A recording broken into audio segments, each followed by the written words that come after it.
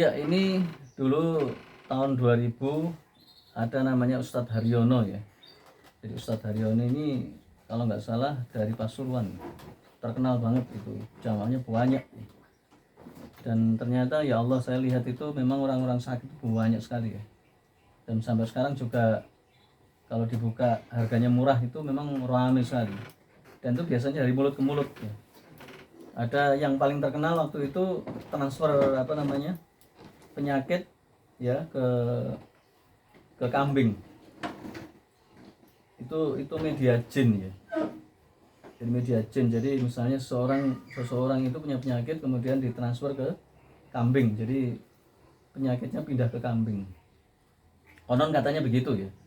Itu baik saya lihat maupun saya dengar dari jamaah yang pernah ke situ. Salah satu jamaah saya tahu, cuman ada nggak tahu ini, saya masalah harga nggak tahu ya. Ada yang bilang mahal, maksudnya mahal itu sesuai dengan penyakitnya. Tapi yang jelas jamaahnya banyak. Itu kan disiarkan di televisi ya. Nah, ingin saya komentari, kan pertanyaannya apakah itu syirik kan gitu kan. Nah, kalau definisi syirik tadi itu adalah begitu ya. Jadi definisi kita sebelum memberikan sebuah kesimpulan itu harus pakai definisi. Pertama, definisinya adalah kalau kita meyakini adanya kekuatan selain Allah itu maka syirik. Itu bisa benda, bisa hewan, bisa alam, bisa apapun ya. Jadi makanya dulu orang-orang dulu itu kan menganggap buto ijo itu adalah raksasa penyelamat atau raksasa yang harus ditakuti. Nah, itu sudah syirik. Kalau di Iran itu namanya api atau majusi, menyembah api. Api itu adalah unsur yang penuh kekuatan. Itu disembah, makanya syirik. Kalau di Jepang itu namanya matahari ya, Shinto, menyembah matahari. Kalau di India dan sosnya itu hewan ataupun tanaman atau pohon khususnya. Nah, sekarang pertanyaannya, ketika kita melihat seperti itu bagaimana perbuatan dia? Maka kalau dia punya keyakinan bahwa semua yang menyembuhkan ini Allah, maka tidak kategori syirik. Karena dia punya keyakinan bahwa apa yang dia lakukan ini adalah bagian dari ikhtiar, dan itu dia yakin kekuatan itu hanya Allah. Hanya saja ini berbahaya bagi orang-orang awam, ataupun bagi dia ya. Dia itu melibatkan jin ya, karena memang ilmiahnya nggak ada ini. Secara ilmiah medis nggak ketemu mau apa diilmiahkan apa ya. Tapi kalau kita lihat telisik itu jin. Nah, kalau dia melibatkan jin itu masuknya ke dalam syariat ya. Kalau dia itu punya keyakinan bahwa adanya kekuatan ini lewat jin, itu sudah syirik. Makanya tergantung keyakinan dia, si ustadznya. Kalau ustadznya ini berbentuk magic ya, atau orang-orang dulu yang kita katakan orang pintar, karena di sini ada dua itu maksudnya ada kalanya orang pintar yang syirik tadi, ada kalanya ahli ibadah ya. Kalau saya masih berprasangka baik ke Ustadz Haryono lah ya, dia itu sholat sehingga dia punya keyakinan ya Allah ini adalah bagian dari ikhtiar. Tapi kalau yang melakukan ini bukan Ustadz Haryono saja, mungkin Ustadz yang lain atau orang yang lain, dia nggak sholat, itu wasilahnya. Jadi itu sudah dikenal di zaman dulu, namanya voodoo ya. Voodoo itu terkenal di Afrika. Jadi kalau ingin menyiksa orang itu pakai boneka ya. Jadi misalnya ada orang syirik sama Pak Rudi ya, maka dia membuat boneka kayak Pak Rudi. Nah, kemudian Pak Rudi ini ditusuk dengan jarum supaya Pak Rudi sakit. Ternyata yang sakit malah dia, dukunnya. Karena Pak Rudi ini baca ayat kursi. Nah, loh kok sakit aku? Ini orangnya hebat nih, padahal dia baca ayat kursi. Ya. Itu namanya voodoo. Kalau di Afrika namanya voodoo. Nah, kalau di sini namanya apa itu namanya? Mentransfer gitu. Nah, kalau itu yang melakukan adalah orang-orang maksiat, ahli maksiat, itu besar kemungkinan dia punya keyakinan bahwa jin ini yang punya kekuatan yang bisa menolong dia, dan itu syirik. Ya, dan itu syirik. Karena memang saya tahu orang-orang yang kejawen, orang-orang yang lemah ibadah, lemah iman, itu memang begitu. Sampai ada ritual segala. Sebelum itu kan ada ritual. Ritual kemudian dia minta bantuan jin ya, memang jin, mediasinya jin ya. Saya kasih tahu ya, jin ya. Saya ketemu dengan jin itu dari dulu ya. Dan jin sekarang itu ada juga Yang pertama, ketika saya kecil itu saya ketemu dengan jin, ya, dalam bentuk suara. Ya, saya waktu itu kira-kira ya usia saya 3 tahun sudah ketemu dengan jin, dengan suaranya jin. Ya, singkat kata begitu, saya ceritakan panjang. Kemudian ketika saya kuliah ketemu dengan jin lagi. Jadi penampakan jin itu macam-macam, ada berbentuk gorila, ada berbentuk macam-macam lah ya. Dia alamnya lain. Dan itu bisa dimintai pertolongan ya. Tapi dia minta imbalan. Ada, saya punya buku itu tentang jin ya. Jadi dia kalau masuki orang, orangnya menjadi kuat. Begitu keluar, orangnya langsung lemes ya, kayak film Spider-Man kalau ini ya, bahasa ini kekinian ya. Nah, jin yang ngeri itu ya, itu adalah Android ini, HP ini, itu jin milenial ya. Ya, jin gepeng ya, itu jin. Kalau itu kan apa, kita pengen telepon langsung ya, saya telepon ke Amerika misalnya atau ke mana itu langsung video call lewat Kalimantan, sini Kalimantan langsung. Itu kekuatan jin itu begitu. Bahkan tahun 2000, tahun 99 2000 itu terkenal dengan menembus batas. Saya masih ingat ya. Dia bercerita tentang kondisi ya, nggak pakai alat apa-apa. Kalau sekarang kan teknologi ya. Kalau misalnya saya sekarang ngomong gini didengar di Papua sana bisa, itu karena teknologi. Waktu itu belum ada teknologi yang seperti sekarang. Maka dia bisa melakukan itu, komunikasi seperti itu ya karena lewat jin. Ya. Maka apa yang harus kita lakukan? Maka ada dua ya. Kalau seandainya itu toh boleh, itu yang melakukan ahli ibadah, yang dia yakin pada Allah kekuatannya, itu pun saya sarankan untuk jangan, karena itu keseret kepada perbuatan yang salah. Syariatnya itu syariat salah. Artinya bekerja sama dengan jin itu salah. Ya. Meskipun ini banyak yang melakukan, ya. Bahkan kiai-kiai tertentu, makanya kiai itu macam-macam. Ada kiai yang syariat, ada kiai yang jin tadi. Ya. Bahkan dibisniskan, satu jin itu 1 miliar. Bisa. Ya, dulu kalau saya mau itu saya mau, tapi saya takut. Saya kan dikasih wejangan ya, di Kediri itu banyak. Ya. Jadi kalau saya mau mendatangkan duit dengan ini ya bisa saja, tapi nanti saya takut sirik. Karena itu ujungnya sirik. Mungkin syariatnya masih ini ya, masih apa ya? Ya sebenarnya tidak larang sebenarnya. Tapi orang itu ya melanggar ya. Itu secara syariat ya. Secara syariat itu begitu. Akhirnya nanti kesirik dia. Jadi dia melakukan apa? Berkoalisi dengan jin. Ini bukan manusia lagi, berkoalisi dengan jin. Jadi ada pejabat datang ke kiai itu ya, ini kiai jin ya. Mbah tolong doakan saya ini. Ya udah, ini maharnya 1 M. Dikasih keris. Kerisnya itu bisa joget ya. Kerisnya bisa joget. Nah itu mah gampang, saya tahu itu.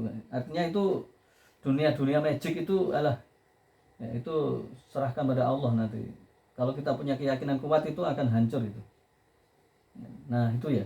Jadi kesimpulannya, mentransfer penyakit dengan media jin ke hewan itu pertama boleh kalau dia yang melakukan adalah orang-orang beriman.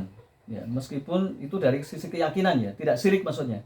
Tidak syirik itu maksudnya masih kategori beriman, tapi cara-cara seperti ini cara-cara yang tidak disunahkan oleh Rasulullah ya. Artinya cara-cara yang tidak ada syariatnya. Nah, kalau bisa dihindarkan. Bahkan saya sarankan untuk dihindarkan ya, ditinggalkan. Meskipun kategori belum sampai ke tingkat syirik, tapi secara syariat itu tidak ada tuntunan. Rasulullah itu dikirimi jin itu ya berdoa pada Allah. Disantet kalau bahasa sekarang ya, disantet, ditenun. Nah, Rasulullah kan sering disihir. Maka Rasulullah baca surat Al-Falaq sama surat An-Nas sama Al-Ikhlas.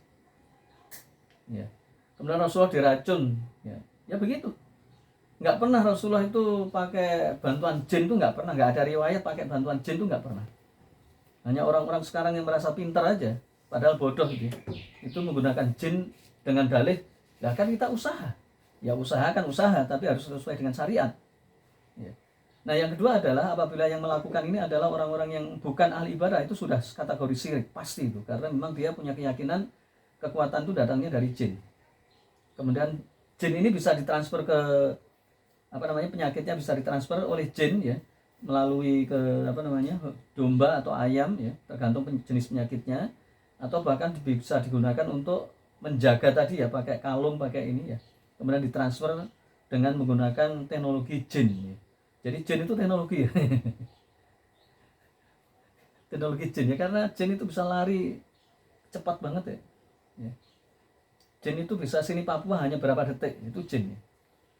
Ya, sini ya, Yaman dulu di zaman Nabi Sulaiman itu jin itu ya, itu dari Yaman ya. Ratu Balkis kan Yaman ya. Itu ke Palestina itu kurang lebih mungkin sekitar 4.000 km itu dalam hitungan detik. Ya kayak Android ini, apa namanya, handphone ini jin ini. Makanya tadi saya bilang ini saya bukan guyon, serius, tapi berbentuk guyon ya. Gimana nggak jin? Saya klik ini ya, video call sama ini langsung ya. Saya mencari apa itu langsung ketemu. Nah nyari ke Buli, ke Bembem langsung muncul kan. Bos ke Bembem. Nyari Pak Dayat juragan plastik ya, bos plastik. Baik, apalagi yang tanyakan silakan.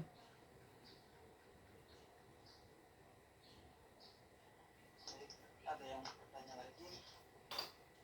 Ustaz, lanjut Ustaz, misalkan nih kita atau keluarga kita kan jin atau setan, kadang-kadang ada anak atau istri kita itu takut.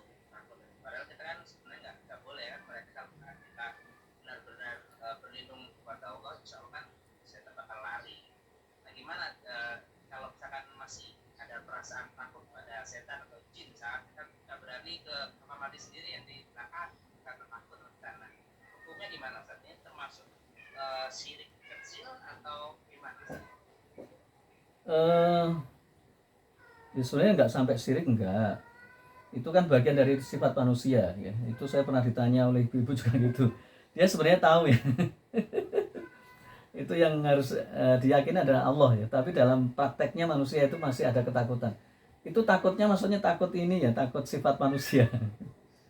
Datangnya dari setan, bisik-bisik. Mungkin sering nonton film horor kali ya. Ada kuntilanak. Makanya saya nulis COVID ini ya. COVID ini kan ada memang. Siapa bilang nggak ada?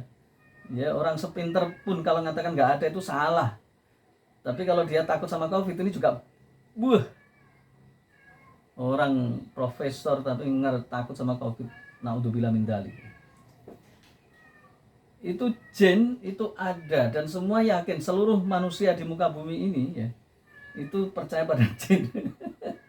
Orang ateis, orang komunis juga percaya. Aneh ya, dia percaya pada jin tapi nggak percaya pada Allah ya. Aneh, orang PKI itu aneh ya.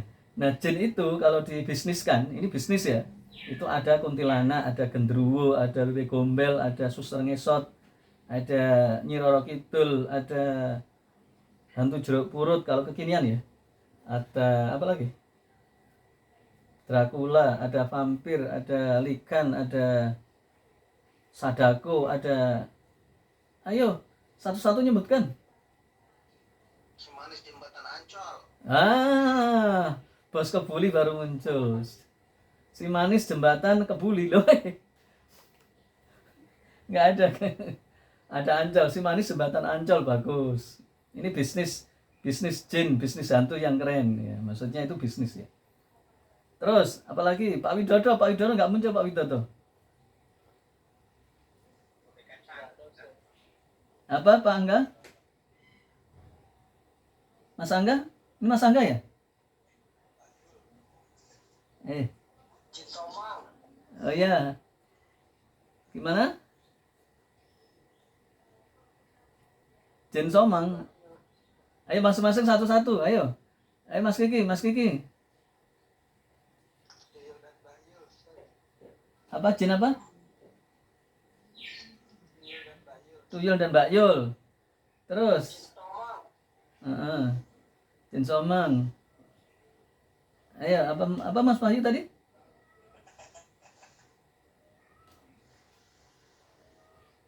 Apalagi? Yang boleh dari luar. Yang dikenal kekinian.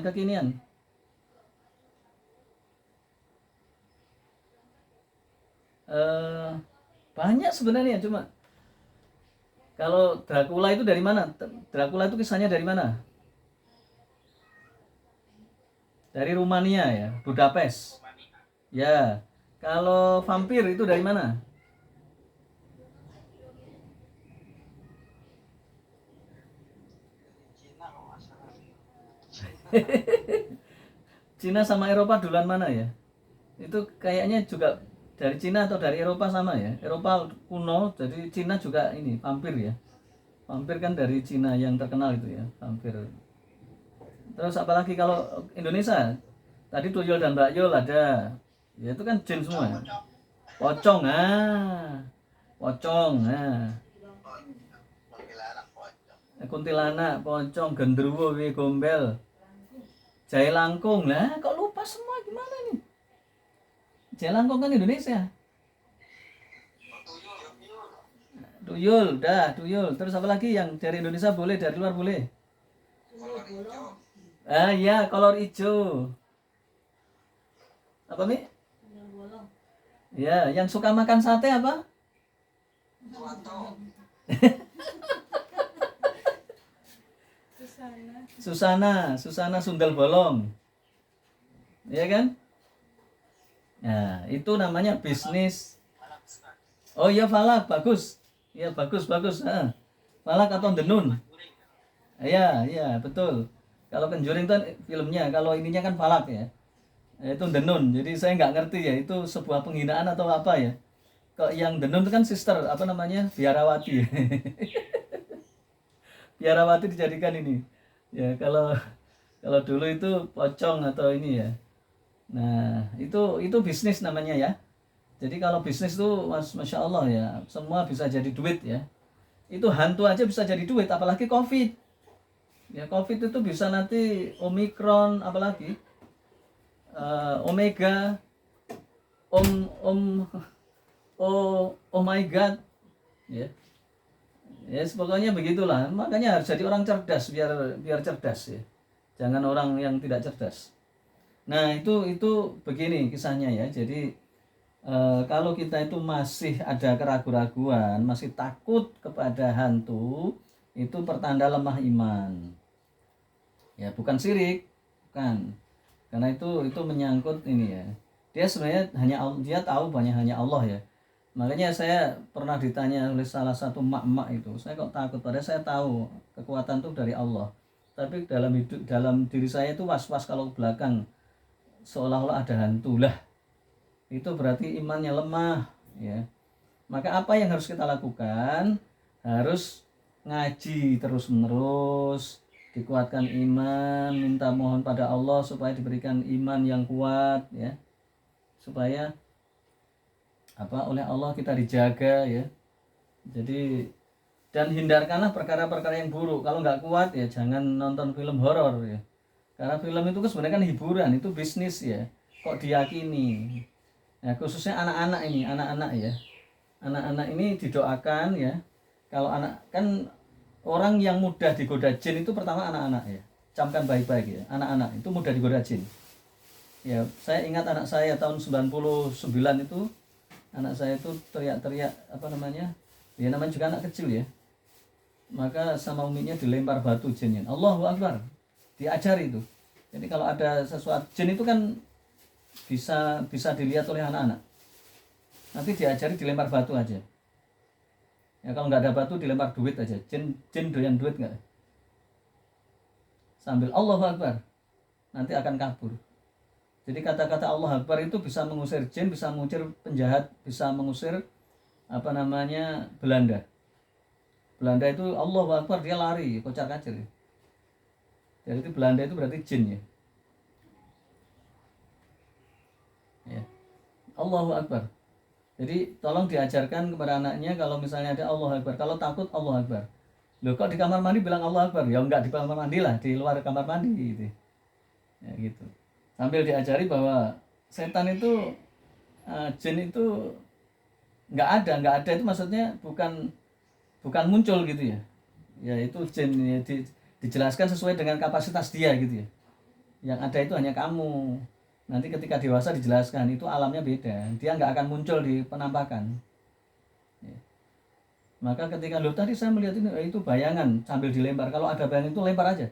Allah Akbar, bahkan ditantang.